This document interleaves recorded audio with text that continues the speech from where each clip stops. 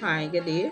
Thank you for joining us. So today we are going to talk about being a better communicator, right?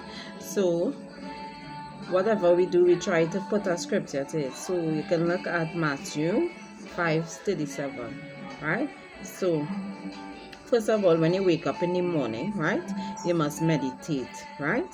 Meditate, close your eye and you meditate for like a half an hour, you understand? And you breathe in and out. That's how we start, right?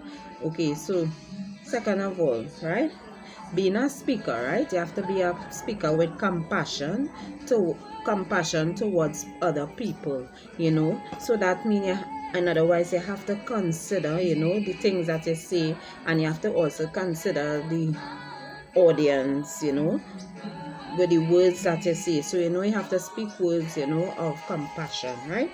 So the next step is that you have to be able to be a communicator with your own self first, right? So you have to be able to communicate with your own self, right? Being communicated with your own self, that you speak with yourself, you watch your behavior and all these other things, right? So the next step is that that you take time to sit down. You really take time to sit down with your own self, right? So you take time and you spend some time with yourself. You sit down, you have a sitting down time for your own self, right? So the next one is that we are to speak with love, courageous, compassion, and honesty, right? So everything we're doing, we try our endeavor best to be honest, you understand? Apart from being honest, we speak with love, you understand? We speak with courageousness inside of us, right?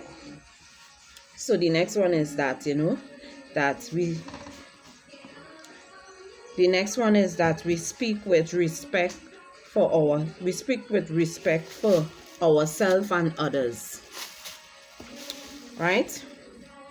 We speak with respect for ourselves and others, right? So we don't want to speak in a way that that we disrespecting others, and we say in all kind of thing that we have no regards for other people, right? So we want to speak with respect for ourselves and respect for others, right?